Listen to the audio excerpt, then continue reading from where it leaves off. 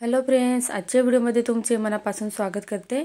तर आज आपण बघा इथं ब्लाऊजची कटिंग पाहणार आहोत। कटोरी ब्लाऊज आहे हा। तर इथं बघा एक ब्लाऊज पीस आलेला आहे। तर त्याच्यावरती तुम्हाला पाठीमागच्या भागाला आणि पुढच्या भागाला डिझाइन दिसत असेल, बाही सुद्धा छापलेली आहे। तर तसा जर ब्लाऊज आला तर कसा कटिंग करायचा, तर हा ब्लाऊज जो आहे तर हा मला कटोरी ब्लाऊज कटिंग करायचा आहे। त्याच्यावरती तुम्हाला दिसत असेल पीस कट किंवा आपल्याला 1 टक्सचा हा आपण कटिंग करू शकतो किंवा 4 टक्सचा। तर हा ब्लाऊज मला कटोरी ब्लाऊजमध्ये शिवायचा आहे। तर सर्वात पहिले आपण अस्तरची कटिंग करून घेऊया। तर इथे बघा 15.5 इंच ब्लाऊजची उंची घेतलेली आहे मी आणि अस्तरच्या खालच्या साईडला एक लाईन ओढून अस्तर आहे ते सरळ करून घेतलंय आणि 5.5 इंच इथं शोल्डर टाकायचं आहे। तर बघा इथं असं मोजून घ्यायचं, जेणेकरून आपलं माप टाकली ती व्यवस्थित आहे की नाही ते। आता मुंडात आहे हा 6 इंच घ्यायचा आहे। तर हे मी 38 साईजसाठी बनवत आहे ब्लाऊज। तर तुम्ही 36 साईजसाठी सुद्धा हीच माप टाकून तुम्ही ब्लाऊज कटिंग करू शकता, परफेक्ट असा ब्लाऊज बसतो। तर बघा इथं 9.5 इंच छातीचा चौथा भाग आणि त्याच्यानंतर इथं बघा 1.5 इंच मार्जिन घेतलेलं आहे मी, इथं बघू शकता तुम्ही। मग या पद्धतीने लाईन ओढून घ्यायची। तर हे बघा आता खालच्या साईडला सुद्धा 11 इंच वरती इथं आपण मार्किंग करून घेऊया। म्हणजे आपण 9.5 इंच छातीचा चौथा भाग आणि 1.5 इंच मार्जिन घेतलं, ते जसं आहे तसंच खालच्या साईडला टाकायचं आहे। आता मेन आपला राहतो मुंडा। तर मुंड्याचा आकार इथं व्यवस्थित द्यायचा आहे। तर हे बघा इथं दोघं मुंड्याचे माप कसं घ्यायचे ते तुम्हाला सांगते मी। तर 1.5 इंचावरती पाठीमागच्या मुंड्याचा आकार द्यायचा आणि पुढचा जो मुंडा आहे तो 1 इंचावरती राहतो। तर हे बघा या पद्धतीने आपल्याला मुंड्याचे आकार काढायचे आहे। आणि तुमच्या जर ब्लाऊजला इथं बघा काखेमध्ये जर चुन्या येत असतील तर तुम्ही मुंड्याचा आकार बघा खालच्या साईडला अर्धा इंच एक्स्ट्रा वाढवून असं या पद्धतीने कट करू शकता। तर हे जर राहतं तर हे मोठ्या मापांसाठी ही अडचण जी आहे ती होत असते। तर बघा आता या पद्धतीने तुम्ही कटिंग करू शकता। आता इथं पाठीमागचा गळा जो आहे तो 11 इंच आहे। तर 2 इंच गळा रुंदी घेतली आणि पुढच्या साईडला बघा इथं 2.5 इंच घेतली मी खालच्या साईडला आणि वरच्या साईडला। या पद्धतीने बॉक्स बनवायचा आणि सिंपल असा गोल गळा इथं काढून घ्यायचा आहे। तर हे बघा या पद्धतीने सिंपल गोल गळा काढून घ्यायचा। तर तुम्हाला सुद्धा इथं ब्लाऊज कटिंगमध्ये काय अडचणी येत असतील तर तुम्ही या पद्धतीने कटिंग करू शकता। म्हणजे मुंड्याचा आकार व्यवस्थित काढायचा आणि मार्किंग केलेले त्याच्यावरती आपण आता इथं ब्लाऊज कटिंग करून घेऊया। खालच्या साईडला एक्स्ट्राचं पार्ट होता तो कट करून घेऊया। त्याच्यानंतर बघा इथं साईड पार्ट आहे तो कट केलेला आहे, म्हणजे मी पॅटर्न तयार केलेला आहे।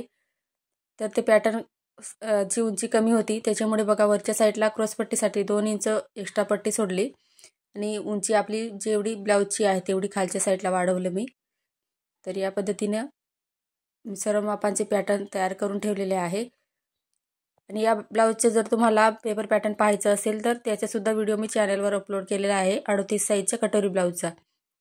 तर बघा या पद्धतीने आता लाईन ओढून घेतली। आता बघा कटोरी या पद्धतीने चेक करून घ्यायची, म्हणजे आपण साईड पार्ट काढलेला आहे। तर त्याच्यापेक्षा कटोरी जी आहे ती आपल्याला कट करताना अर्धा इंच पहिले एक्स्ट्रा घ्यायची असते, जेणेकरून आपण जेव्हा साईड पार्ट आणि कटोरी जॉईंट करतो तेव्हा ती कमी पडू नये याच्यासाठी पहिलेच काळजी घ्यायची असते। तरी बघा या पद्धतीने आता आपण कटिंग करून घेऊया। हे पहा या पद्धतीने जसं आपण आकार काढलेला आहे तसं कट करून घेऊया।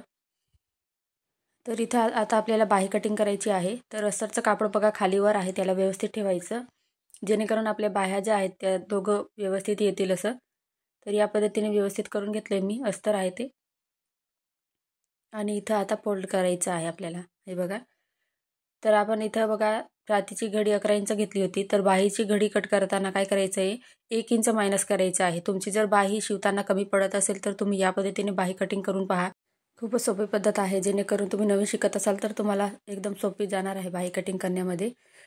तर बघा इथं 5.5 इंच बाहीची लांबी घेतली, तर दोघं साईडला आपण 5.5 इंचावरती मार्किंग करून घेतली आणि दोघं पॉईंट जोडून अशी लाईन ओढून घेतली बघा। तर इथं आता वरून आपल्याला आकार द्यायचा आहे, तर तुम्ही 3 इंचावरती सुद्धा हा आकार देऊ शकता आणि 2.5 इंचावरती सुद्धा देऊ शकता। तर मी इथं 2.5 इंचावरती एक मार्किंग करून घेतली। त्याच्यानंतर आतल्या साईडला बघा 2 इंचावरती मार्किंग केली आणि अशी तिरकस लाईन ओढून घेतली बघा. आता इथे आपल्याला जिथे आपण 2 इंचवर मार्किंग केली तिथून आपल्याला 3 असे पॉईंट घ्यायचे आहे 2-2 इंचचे. तर तुम्ही जर लहान साईजसाठी बाही कटिंग करत असाल तर इथं 1.5 इंच घ्यायचं आहे. आता पहिला जो पॉईंट घेतला होता त्याला खालच्या साईडला अर्धा इंच घेतलं आणि दोघं पॉईंट आहे त्याला वरच्या साईडला तुम्हाला दिसत असेल या पद्धतीने आपल्याला पॉईंट घ्यायची आहे आणि असा आकार द्यायचा आहे बघा. तुम्हाला बाही जर जमत नसेल तर तुम्ही एकदा नक्की ट्राय करा. आणि चॅनलवरती एक व्हिडिओ अपलोड केलेला आहे मी बाही कटिंग कशी करायची सर्व साईजसाठी, तर तो व्हिडिओसुद्धा तुम्ही नक्की पहा. आता इथे दंडघेरचं माप घेतलं आहे 6 इंच आणि तिथून असं 2 इंच मार्जिन घेतलेली आहे. तर बघा या पद्धतीने आपण बाही इथं एकदम सोप्या पद्धतीमध्ये काढून घेतली. आता वरचा आकार कट करायचा आहे. तर इथं बघा मी दंडघेरचं माप मोजलं आहे ते इथं कट नाही केलं. मी जेव्हा बाही ब्लाऊजला जोडते तेव्हा आपण इथं फिटिंगच्या वेळेस मी इथं कट करून घेते. तर हे बघा या पद्धतीने आपली बाही कटिंग झाली. तुम्ही सुद्धा एकदा नक्की ट्राय करा. आता इथं आपण बघा क्रॉसपट्टी आहे ती कटिंग करून घेऊया. तर पेपर पॅटर्न करताना मी 2.5 आणि 2 इंचाची घेते सर्व साईजसाठी. आणि इथं कापडावरती कटिंग करताना काय करायचं आहे 3.5 आणि 3ची घ्यायची. आता 11 इंच घडी होती त्याच्यात मी अर्धा इंच एक्स्ट्रा घेतली. तर एक्स्ट्रा घ्यायची आहे कारण उरली तर चालते पण कमी नाही पडायला पाहिजे म्हणून. या पद्धतीने आपल्याला बघा इथे क्रॉसपट्टी कट करून घ्यायची आहे. तर सर्व साईजसाठी ही एकच पद्धत आहे क्रॉसपट्टीची, कटोरी ब्लाऊजची असो किंवा प्रिन्सेस कट ब्लाऊजची असो. तर आता इथं आपण कटोरी कट करून घेऊया. तर बघा इथं असंच कापड तुम्हाला बघा मी ओढून दाखवलं. तर असं तिरकस पद्धतीने आपल्याला कटोरी ठेवायची आहे जेणेकरून आपण शिवली तर ती अंगात व्यवस्थित फिटिंगमध्ये बसायला पाहिजे. तर अशी कापड दोघं बाजूने ओढला जायला पाहिजे तिथे ठेवायची कटोरी. तर या पद्धतीने चेक करून आपल्याला कटोरी ठेवायची आहे. आता जशी मार्किंग होती तशी मी इथं कट करून घेतली. आता हे बघा इथं मी ब्लाऊज पीस घेतलेले आहे, थोडं प्रेस करून घेतलं कारण कापड गोळा झालेलं होतं ते. तर बघा इथं आता बंद बाजू काढून इथं पहिल्या जो डिझाईन छापलेली तिथं मी पाठीमागचा भाग ठेवला आणि पुढचा पार्ट या ठिकाणी ठेवला आहे. कारण बघा पाठीमागच्या भागाला इथं शोल्डरच्या तिथं ती डिझाईन येणार आहे. तर पुढच्या पार्टला सुद्धा तशीच यावी याच्यासाठी मी साईड पीस या पद्धतीने ठेवलेले आहे. तर बघा व्यवस्थित सर्व पार्ट आपल्याला इथे ॲडजस्ट करायचे आहे त्याच्यासाठी. तर पुढचं पार्ट या पद्धतीने कटिंग करणार आहे मी आणि पाठीमागच्या भागाला तसं. आणि कटोरी जी आहे ती इथं बघा प्लेन काढावी लागणार कारण त्याच्यासाठी डिझाईन वगैरे काही येणार नाही. तर व्यवस्थित कुठे बसते ती पाहायची नीट. तर बघा या पद्धतीने ॲडजस्ट करून घेतली मी कारण आपल्याला अस्तर जोडताना सुद्धा कापड लागत असतं. तर जर कमी जास्त झालं तर मग त्याच्यासाठी ॲडजस्ट करून आपल्याला सर्व पार्ट आहे ते इथं कट करावे लागतात. तर आता इथं बघा मी व्यवस्थित ठेवते या पद्धतीने ठेवलं बघा. आता कट करून घेऊया. तर जसं आहे तसं इथं ठेवते बघा मी कारण इथं गळारुंदी पण आपल्याला इथं गळा कटिंग होऊन जाणार आहे पाठीमागच्या भागाला.